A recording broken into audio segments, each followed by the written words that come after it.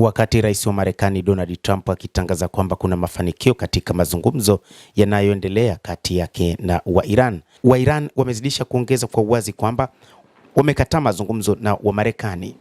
Mjumbe wa Iran amezungumzia hilo kupitia shirika la habari la RT akisema kwamba wa Iran kwa sasa hawapo tayari kwa ajili ya mazungumzo dhidi ya serikali ya Marekani, zaidi wapo katika kulipa kisasi kutokana na mashambulizi ambayo yanaendelea.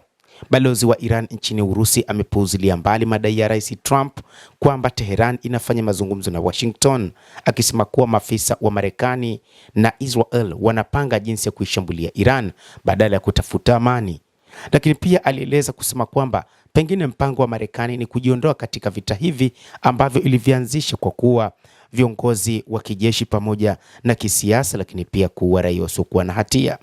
Kazem Jalal alisema Iran haihitaji mazungumzo yoyote kwa sasa, lakini inasadia kuwa mchezaji mwenye busara ambaye hatafuti vita na iliweka masharti kwa mazungumzo yoyote baadaye, ikiwa ni pamoja na amani endelevu, adhabu ya wachokozi kwa maana ya Israel na Marekani, lakini pia kulipa fidia juu ya uhalifu katika kipindi cha vita.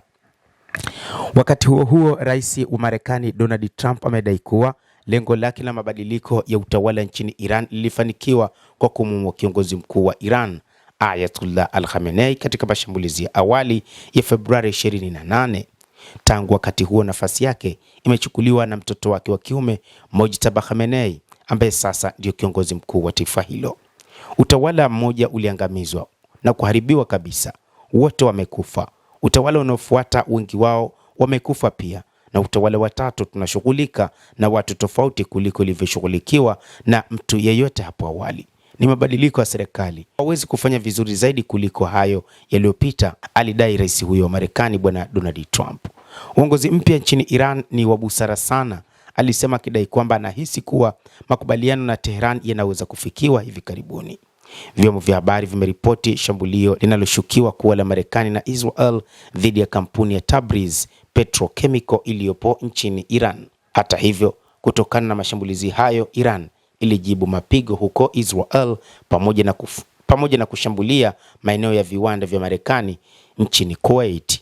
Kazem Jalal, balozi wa Iran nchini Urusi, alisema kuwa kufikia sasa Iran haihitaji mazungumzo yoyote, lakini bado ipo katika mipango ya mapambano zaidi ya kulipiza kisasi ambacho hakitoweza kusahaulika kutokana na kuuliwa kwa kiongozi mkuu wa taifa hilo.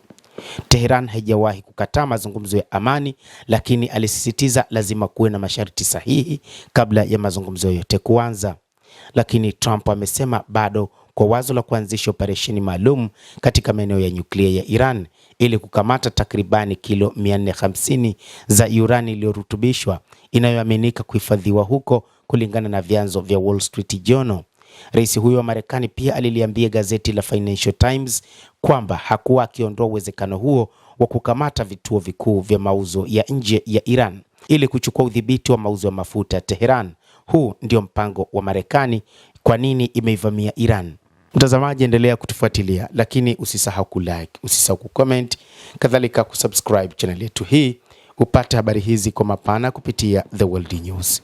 Naitwa Adam Hussein, endelea kuwa nasi wakati wote, endelea kutufuatilia upate habari hizi kwa mapana kupitia The World.